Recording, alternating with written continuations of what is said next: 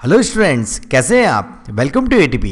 बच्चों, कार्बोहाइड्रेट में हमने लास्ट क्लास में ओलिगोसैकेराइड और पॉलीसैकेराइड की बात की और उसमें हमने स्टोरेज पॉलीसैकेराइड को कंप्लीट किया था। और स्टोरेज पॉलीसैकेराइड में अब तक हमने बात कर ली थी। हमने स्टोरेज पॉलीसैकेराइड में अब तक बात की थी स्टार्च के बारे में, ग्लाइकोजन के बारे में और इन्यूलिन के बारे में।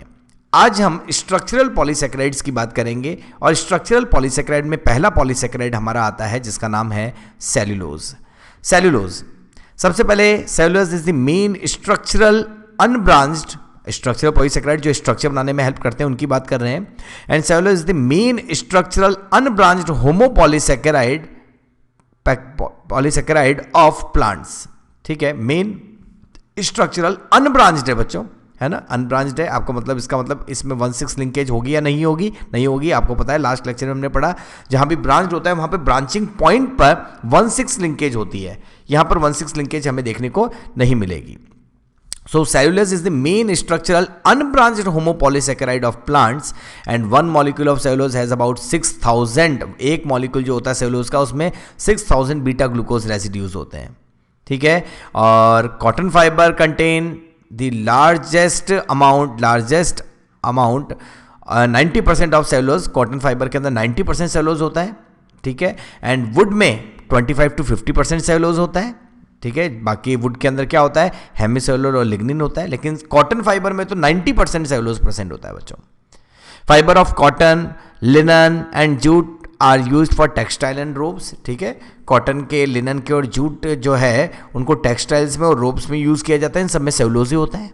The artificial fibre rayon is manufactured by dissolving cellulosic material in alkali and by extruding and coagulation the filament। क्या किया जाता है बच्चों, जब रेयन, एक आर्टिफिशियल फाइबर रेयन का फॉर्मेशन किया जाता है तो उसके लिए क्या किया जाता है, सेलुलोजिक मटेरियल को हम क्या कर लेते हैं, सेलुलोजिक मटेरियल को डिसॉल्व कर देते हैं एल्केलाइन मीडियम में, और उसके अंदर जो फिलामेंट है जो एक्सट्रूड करते हैं और उनमें से कोगुलेशन करने के बाद फिलामेंट्स को निकाल लिया जाता है, और जो फिलामेंट निकालते हैं उसी से हम आर्टिफिशियल फाइबर बनाते हैं जिसको हम क्या बोलते हैं, rayon.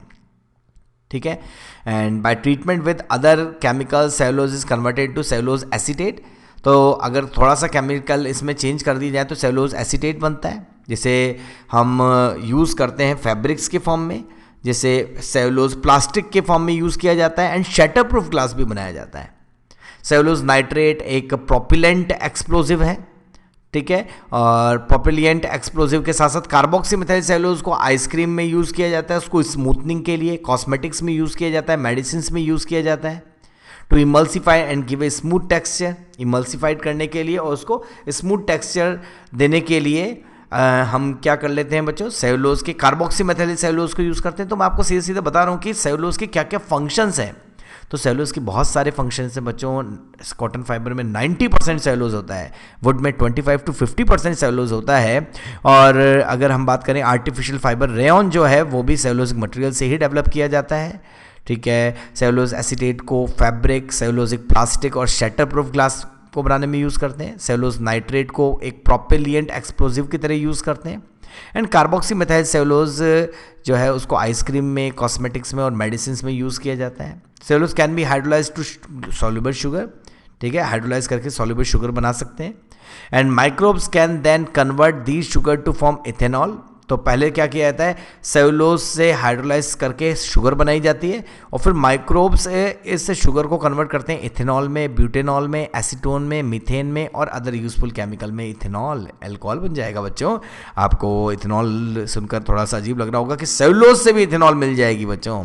Cellulose is A unbranched homopolysaccharide of beta glucose, और मैंने आपको पहले बता दिया कि 6,000 बीटा ग्लूकोज जब मिलते हैं तब जाके क्या बनता है, हमारा सेलुलोज बनता है। ठीक है, और ब्रांच्ड होगा एंड अनब्रांच्ड होगा, इस बात को अच्छे से याद रखें। और cellulose is the most abundant carbohydrate in biosphere. Biosphere में सबसे ज़्यादा मिलने वाला कार्बोहाइड्रेट कौन है, सेलुलोज ही है। इवन मैं तो बोलता हूँ कि सबसे ज़्यादा मिलने वाला ऑर्गेनिक कंपाउंड भी यही। अगले देखिए, cellulose produce by plant and is used for the building cell wall. Cellulose is the most abundant organic compound in the biosphere. Biosphere में सबसे ज़्यादा मिलने वाला ऑर्गेनिक कंपाउंड क्या है, आपके cellulose. And would and cotton contain large quantity of cellulose. Even your paper जो होता है, हमारा जो पेपर होता है, कॉपी का जो पेपर होता है वो है प्योर पल्प ऑफ सेलुलोज, वो है pure pulp of cellulose, cellulose का प्योर पल्प है वो बच्चों, बिल्कुल ठीक है। तो ये हमने सबसे पहले बात कर ली है किसकी, सेल्यूलोज की। चलिए अब हम बात कर लेते हैं काइटिन के बारे में। काइटिन, सबसे पहले तो काइटिन एक होमोपॉलीसेकेराइड है, ठीक है। कैसा पॉलीसेकेराइड है, होमोपॉलीसेकेराइड। पहले एनसीईआरटी में करेक्शन है बच्चों, पुरानी एनसीईआरटी में इसको हेट्रोपॉलीसेकेराइड में इंक्लूड किया हुआ है, लेकिन एक्चुअली याद रखें कि ये होमोपॉलीसेकेराइड है। So chitin is a polysaccharide found in exoskeleton of insects, crabs and prawn. बच्चों ये भी ऑर्थ्रोपोडा बोल सकते हैं सीधा सीधा। तो इंसेक्टा, क्रैब और prawn, prawn include and crab and prawn, crabs और प्रॉन दोनों एरेक्निडा में आते हैं, तो सॉरी क्रस्टेशिया में आते हैं। तो इन क्रस्टेशियंस में आप एनिमल डाइवर्सिटी देख सकते हैं बच्चों, हमने हमारा एनिमल डाइवर्सिटी में सब कुछ पढ़ा हुआ है।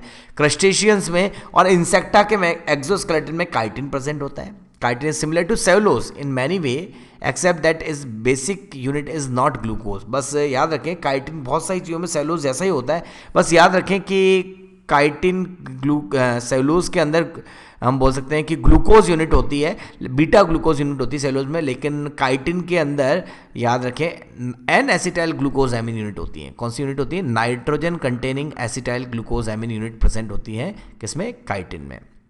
although chitin is soft and leathery, soft होता है, थोड़ा लेदरी होता है, it become hard when impregnated with calcium carbonate और सर्टेन प्रोटीन। जब वैसे तो एक सॉफ्ट और लेदरी होता है, लेकिन जब इसमें कैल्शियम कार्बोनेट और सर्टेन प्रोटीन्स मिक्स हो जाते हैं तो ये कैसा हो जाता है, अगर हम बोले कि हार्ड हो जाता है। The insolubility of these polysaccharide in water help to retain the form and strengthen the structure of organism। तो अगर हम बोले सेलुलोज, काइटिन या मैं सीधे ही पॉलीसेकेराइड बोलूँ, चाहे होमो हो या हेट्रो हो, इनकी वाटर में सॉल्युबिलिटी कम होती है या नहीं होती, क्योंकि इनसॉल्युबल होने से ही तो, जैसे अगर काइटिन इनसॉल्युबल है तभी तो इंसेक्ट को प्रोटेक्शन मिलेगी, सेलुलोज इनसॉल्युबल होगा तभी तो प्लांट को प्रोटेक्शन मिलेगी। तो इनकी इनसॉल्युबिलिटी प्रोटेक्शन देने में हेल्प करती है, ठीक है। तो काइटिन की हमने बात की। एक और बात करते हैं बच्चों, पैक्टिन। पैक्टिन भी एक पॉलीसेकेराइड ही है, पैक्टिन एंड हेमीसेलुलोज, लेकिन ये हेट्रोपॉलीसेकेराइड है बच्चों। Pectin and hemicellulose are structural polysaccharide. Pectin are made up of arabinose, galactose and galacturonic acid. Pectin 3 चीज़ों से मिलकर बना हुआ होता है, एरेबिनोज का, गैलेक्टोज का और गैलेक्टोरोनिक का। अगर 3 चीज़ों से मिलकर बनाया तो होमो हुआ या हेट्रो, ये हो जाएगा हेट्रोपॉलीसेकेराइड। तो ये एक तरह का हेट्रोपॉलीसेकेराइड है जो बना हुआ है बहुत सारी यूनिट्स का, arabinose, galactose and galacturonic acid का।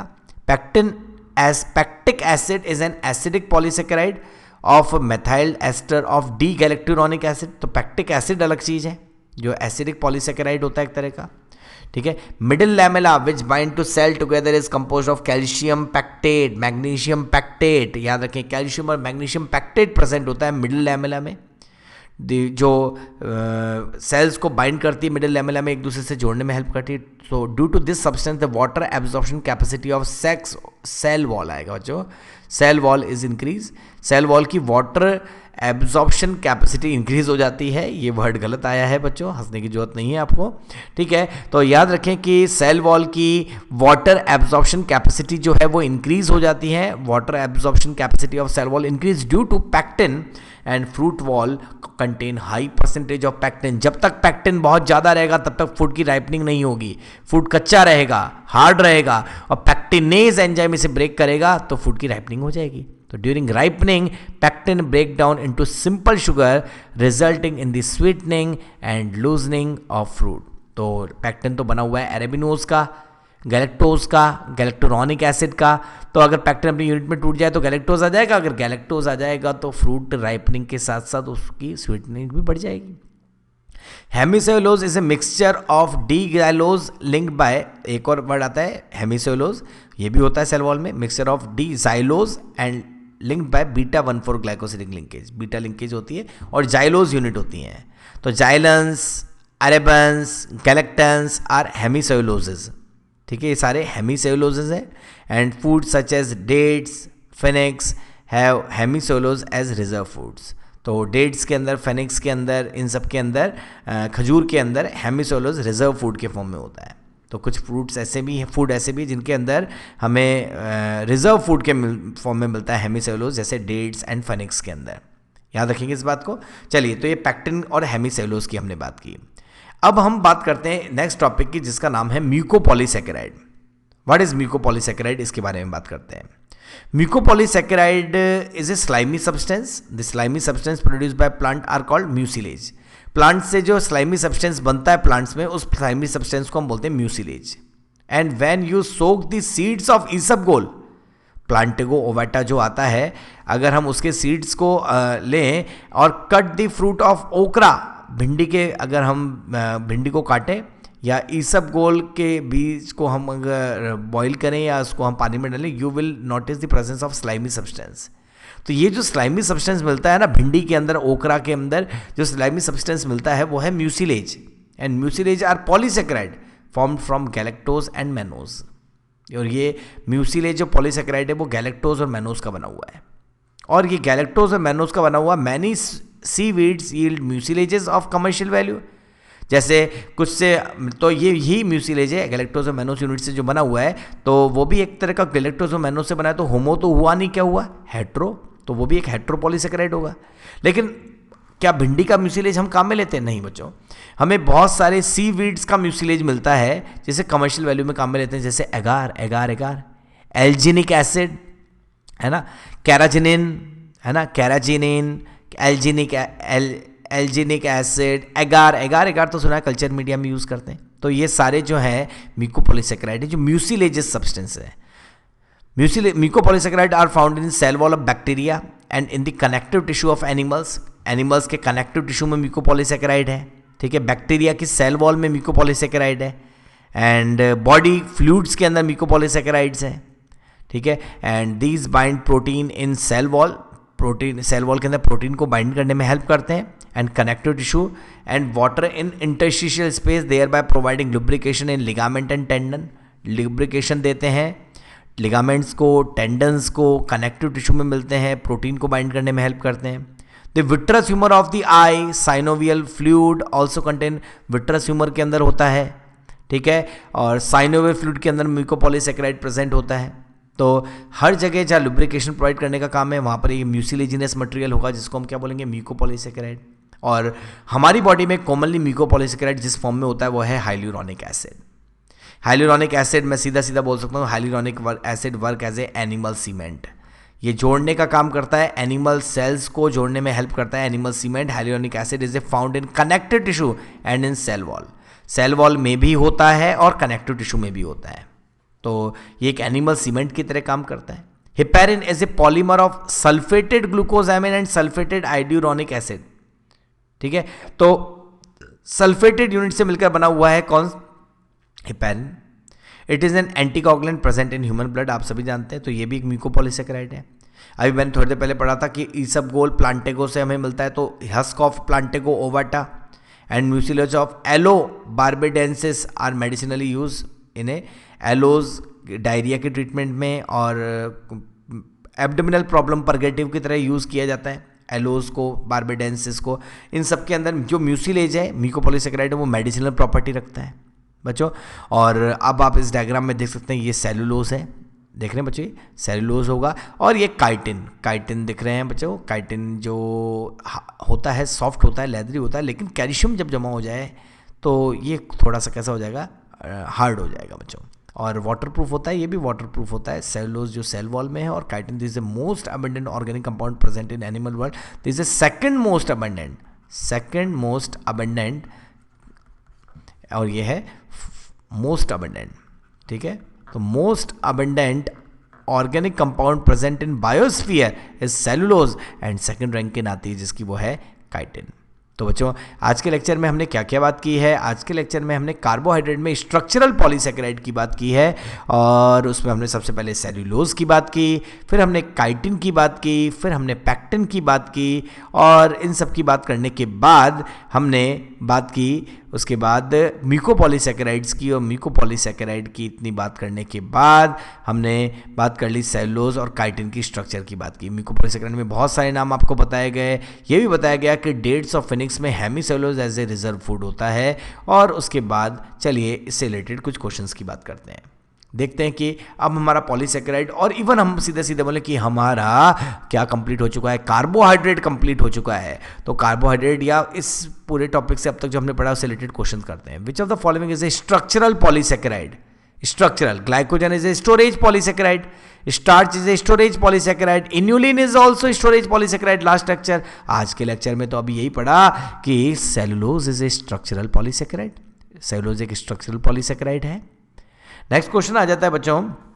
नेक्स्ट क्वेश्चन हमने किया, which of the following is mismatched? Chitin polymer of glucosamine, glycogen polymer of glucose, ठीक है, and cellulose heteropolysaccharide and inulin homopolysaccharide. समझिएगा बच्चों, पूरी बात वापस से पढ़ते हैं. Chitin is a polymer of glucosamine, ये बात तो सही है. Glycogen is a polymer of glucose, ये बात भी सही है, ठीक है. इनुलिन होमोपॉलीसेकेराइड बिल्कुल सही है, फ्रक्टोज यूनिट से बना है, 30 to 35 फ्रक्टोज यूनिट से मिलकर बना होता है inulin. And cellulose is a heteropolysaccharide, ये बात गलत है बच्चों. Cellulose is a homopolysaccharide which is form by 6000 beta glucose unit. तो cellulose is not a hetero, cellulose is a homopolysaccharide. तो बच्चों यहाँ पर थर्ड मिसमैच्ड है. सेलुलोज एक हेट्रोपॉलीसेकेराइड नहीं है, होमोपॉलीसेकेराइड है. एक और आ जाता है अनब्रांच्ड पॉलीमर ऑफ ग्लूकोजेस. ग्लूकोज का अनब्रांच्ड पॉलीमर कौन है? तो स्टार्च, याद रखें, स्टार्च का एमाइलोज जो होता है वो होता है अनब्रांच्ड और एमाइलोपेक्टिन होता है ब्रांच्ड. ग्लाइकोजन जो होता है वो होता है ब्रांच्ड. सेलुलोज जो होता है वो अनब्रांच्ड होता है बच्चों. और काइटिन जो होता है वो भी कैसा होता है? काइटिन जो होता है वो भी, अगर हम बात करें, ब्रांच्ड होता है. तो सेलुलोज अनब्रांच्ड होता है बच्चों. तो स्टार्च, ग्लाइकोजन की अगर हम बात करें तो ये है ब्रांच्ड. स्टार्च कैसा है? स्टार्च में एमाइलोज कैसा है? एमाइलोज की बात करें तो वो होगा अनब्रांच्ड और एमाइलोपेक्टिन होगा ब्रांच्ड.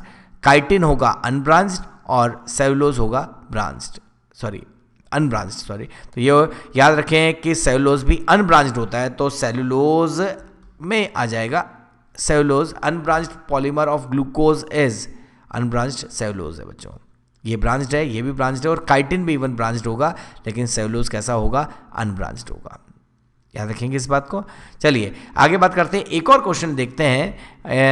ये क्वेश्चन है, which of the following is the most abundant carbohydrate in biosphere. Carbohydrate पूछा है. बायोस्फीयर में सबसे ज़्यादा मिलने वाला सभी के सामने, आपके सामने आंसर है, वो आंसर है सेलुलोज. तो बच्चों आज के लेक्चर में हमने बात की कार्बोहाइड्रेट के स्ट्रक्चरल पॉलीसेकेराइड की. लास्ट लेक्चर में आप देखेंगे हमने ओलिगोसेकेराइड और पॉलीसेकेराइड में स्टोरेज पॉलीसेकेराइड को कंप्लीट किया. आज के लेक्चर में हमने स्टोरेज पॉलीसेकेराइड में सेलुलोज की, chitin, pectin, ripening of fruit को अच्छे से समझिएगा, ठीक है, इसको बनाने वाली एरेबिनोज, गैलेक्टोज, गैलेक्टुरोनिक एसिड यूनिट्स की बात की, और हेमीसेलुलोज भी प्रेजेंट होता है उसकी भी बात की. और साथ में आपको बताया गया कि ये जितने भी हम बात करते हैं हेमीसेलुलोज, वो हेमीसेलुलोज जो सेल वॉल में प्रेजेंट होता है वो डेट्स ऑफ फिनिक्स में एज ए रिजर्व फूड भी होता है. और फिर उसके बाद हमने म्यूकोपॉलीसेकेराइड्स के बारे में बात की. यहाँ तक की बात करने के बाद सेलुलोज और काइटिन हमने देखा और इससे रिलेटेड कुछ क्वेश्चंस की बात की. तो बच्चों हमने आज के लेक्चर में सारी बात जो की है, आई थिंक वो आपके लिए काफ़ी हेल्पफुल रही होगी. नेक्स्ट लेक्चर में हम शुरुआत करेंगे लिपिड्स के बारे में. तब तक आप ATP की वीडियोज़ को पढ़ते रहिए, अच्छे से पढ़ाई कीजिए. Thank you.